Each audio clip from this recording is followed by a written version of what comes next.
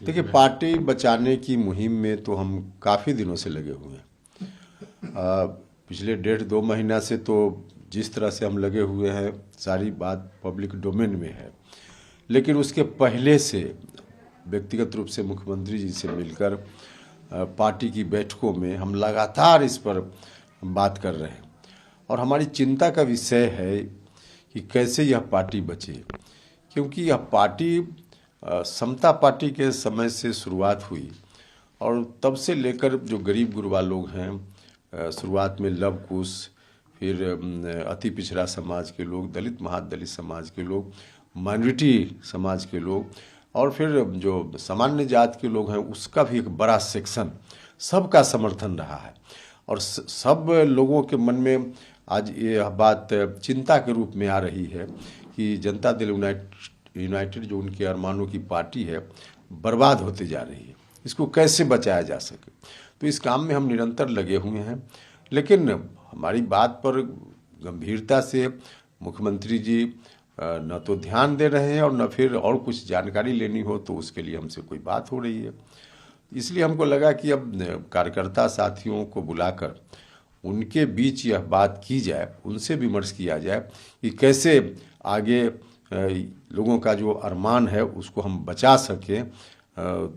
तो एक तरह से कहिए कि पार्टी बचाने की जो कोशिश हमारी है उसी की अगली कड़ी के रूप में हमने लोगों को बुलाया है, बैठक बुलाई है। देखिए, पार्टी मेरे ऊपर कार्रवाई करे कि न करे तो पार्टी का विषय है, लेकिन कार्रवाई अगर होती है तो किस बात को लेकर कार्रवाई होगी? पार्टी को बचाने की कोई मुहिम चला रहा हो, इस बात के लिए कोई पार्टी कार्रवाई करती है क्या? पार्टी के खिलाफ कोई बात हो तब पार्टी कार्रवाई करती है। तो मैंने तो कुछ किया ही नहीं, हम तो दल की मजबूती के लिए कर रहे हैं। तो पार्टी के इंटरेस्ट में जो कुछ भी काम हम कर रहे हैं उसमें फिर कार्रवाई की बात कहाँ होती है? देखिए, बाकी तो लोगों की बात हम नहीं जानते, लेकिन माननीय मुख्यमंत्री जी की बात जहाँ तक है तो मुख्यमंत्री जी ने अपने आसपास ऐसा पर्दा डाल लिया है कि सही बात उन तक पहुँच ही नहीं पाती और एक तरह से कहिए कि खुद भी नहीं चाहते हैं कि सही बात पहुँचे उनके यहाँ तक। तो जब सही बात नहीं पहुँचेगी तो फिर हमारी बात को कैसे लोग नोटिस में लेंगे? तो मुझको लगता है कि मुख्यमंत्री जी की ओर से बहुत सकारात्मक नहीं होना, उसका एक बड़ा कारण यही है कि जिस तरह से मुख्यमंत्री जी घिर गए हैं आसपास में लोगों से, तो वहाँ तक उन तक सही बात नहीं पहुँच पा रही है, सही दृश्य उनको दिख ही नहीं रहा है।